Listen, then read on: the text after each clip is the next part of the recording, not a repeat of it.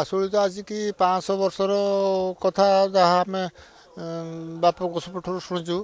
ମା ଏଠି ଥିଲା ଜଙ୍ଗଲ ଥିଲା, ଏ ଜଙ୍ଗଲର ମା ତାଙ୍କର ଝିଅ ରୂପର ବୁଲନ୍ତି। ରିଗାହାଡ଼ର ରଜା ବଳିରାଜା ଯିଏ ସିଏ ଆସିକି ଏଠି ଶିକାର କରିବାକୁ ଆସନ୍ତି। ଶିକାର କରିବା ଭିତରେ ସେ ମାଆଙ୍କୁ ଝିଅ ରୂପର ଦେଖିଲେ, ଦେଖିକି ସେ ଲୋଭ କଲେ ଯେ ମୁଁ ଏ ଝିଅକୁ ବିବାହ କରିବି ବୋଲିକି। ଏହା ମନସ୍ସର ଭାବିକି ଯାଇକି ମାଆଙ୍କ କତିରେ ଯାଇକି ପହଞ୍ଚିଲେ। ସେ ଝିଅଙ୍କ କତିରେ ଯାଇ ପହଞ୍ଚିକି କହିଲେ ଯେ ମୁଁ ତୁମକୁ ବିବାହ କରିବି। ସିଏ କହିଲେ ଦେଖ ଯଦି ବିବାହ କରିବ ତାହେଲେ ମୋ କଥାର ମୋ ସର୍ତ୍ତରେ ଯଦି ମାନିବ ତାହେଲେ ମୁଁ ବିବାହ କରିବି। ହଁ ସର୍ତ୍ତରେ ମୁଁ ମାନିବି। ସେ ମୁଁ ହେଉଛି ଦେବୀ ଆଉ ତମେ ହେଉଛ ମାନବ। ଯଦି ବିବାହ କରିବ ତାହେଲେ ଅଗିରା ପୂର୍ଣ୍ଣମୀ ମାଘ ମାସ ଅଗିରା ପୂର୍ଣ୍ଣମୀ ଦିନ ବିବାହର ହେବ। କିନ୍ତୁ ବିବାହର ସରିଲା ପରେ ଯେଉଁ ବିଶ୍ୱାଣୀ ଦିନ ମୋ ସାମ୍ନାରେ ଗୋଟେ ଖାଞ୍ଚ ଖୋଳା ହେବ। ସେ ଖାଞ୍ଚର ଯଦି ତମେ ଆସି ବଳି ପାତାଳି ହେବ, ମୋ ଗାଧୁଆ ପାଣି ଯଦି ପଡ଼ିବ ତାହେଲେ ଯଦି ରାଜି ହେବ ତାହେଲେ ମୁଁ ତୁମକୁ ବିବାହ କରିବି। ଏଠି ଯେଉଁ ପରମ୍ପରା ସୃଷ୍ଟି ହେଇଛି ଆଜିର ନୁହଁ, ଏ ପୁରୁଷ ଧରି ଏ ପରମ୍ପରା ଚାଲିଛି। ଆମେ ଯଦି ବିଗତ 200 ବର୍ଷ ତଳୁ ଏ ପରମ୍ପରା ବୋଧେ ଆରମ୍ଭ ହୋଇଛି। ଇଏ ହେଉଛି ଗୋଟେ ଦେବୀ ଆଉ ମାନବ ଭିତରେ ଗୋଟେ ବାହାଘର ହେଇଛି।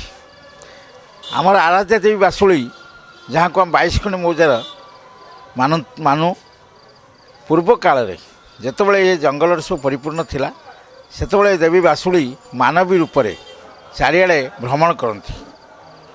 ତେଣୁ ଏହି ଭ୍ରମଣ ଉଦ୍ଦେଶ୍ୟରେ ସେ ଥରେ ନଈ ସେପାରି ରିଘାଗଡ଼ ରାଜ୍ୟକୁ ଯାଇଥିଲେ ବୁଲିବା ପାଇଁ। ଜଙ୍ଗଲରେ ବୁଲୁ ବୁଲୁ ସେଠାକାର କୁମ୍ଭାର ରାଜା ବଳି ଦେବୀଙ୍କର ସୌନ୍ଦର୍ଯ୍ୟ ପ୍ରତି ଆକୃଷ୍ଟ ହେଲେ ଏବଂ ଦେବୀଙ୍କ ପାଖରେ ପ୍ରେମ ନିବେଦନ କରିବା ସହିତ ବାହା ହେବାକୁ ମଧ୍ୟ ଇଚ୍ଛା ପ୍ରକାଶ କଲେ, ଯାହା ଦେବୀଙ୍କ ପ୍ରତି ଘୋର ଅପମାନ ଥିଲା।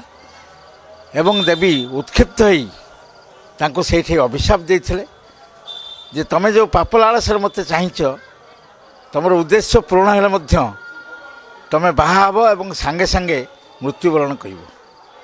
ସେଇଦିନଠାରୁ ଦେବୀଙ୍କର ଏହି ଅଭିଶାପକୁ, ଦେବୀଙ୍କର ଏହି ପରମ୍ପରାକୁ ପାଳନ କରିବା ପାଇଁ ରିଘାଗଡ଼ରୁ ସେହି କୁମ୍ଭାର ବଂଶ ରାଜାଙ୍କର ବଂଶଧର ଘରୁ ବର ଏବଂ ବରଯାତ୍ରୀ ଇତ୍ୟାଦି ଆସନ୍ତି। ବରର ମୂର୍ତ୍ତି ମଧ୍ୟ ଆସେ, ଯେଉଁ ମୂର୍ତ୍ତି ସହିତ ବାସୁଳୀଙ୍କର ମୂର୍ତ୍ତିକୁ ଏଠି ବୈଦିକ ମତରେ ବିବାହ କରାଯାଏ ଏବଂ ବିବାହ ପରେ ସେହି ମୂର୍ତ୍ତିକୁ, ବର ମୂର୍ତ୍ତିକୁ ଏବଂ କନ୍ୟା ମୂର୍ତ୍ତିକୁ ବାସୁଳୀଙ୍କ ଆଗରେ ଥିବା ଗଡ଼ିଆରେ ପୋତି ଦିଆଯାଏ। ତାପରେ ବାସୁଳୀଙ୍କୁ 7 ଦିନ ତାଙ୍କ ପୀଠକୁ କେହି ଯାଆନ୍ତିନି, କାରଣ ବାସୁଳୀଙ୍କର ବୈଧବ୍ୟ ଦୋଷ ରହିଥାଏ ବୋଲି କୁହାଯାଏ। ଭାବରେ ଆଜି ପର୍ଯ୍ୟନ୍ତ ଆମେ ପାଳନ କରୁଛୁ ଏବଂ ସେହି ଅପୂର୍ବ ବିବାହ ଉତ୍ସବକୁ ଆମେ ଆଜି ଗୋଟେ କମିଟି କରିଛୁ। ଏହି କମିଟି ମାଧ୍ୟମରେ ଏହି ସମୟରେ ଆମେ ମନୋରଞ୍ଜନ ବିଭିନ୍ନ ମହିମା ହେଉଛି ଅସୀମ। ବହୁ କଥା ଯାହାକି ଆମେ ନିଜ ଜୀବନରେ ବାରମ୍ବାର ଅଙ୍ଗେ ନିଭେଇଛୁ।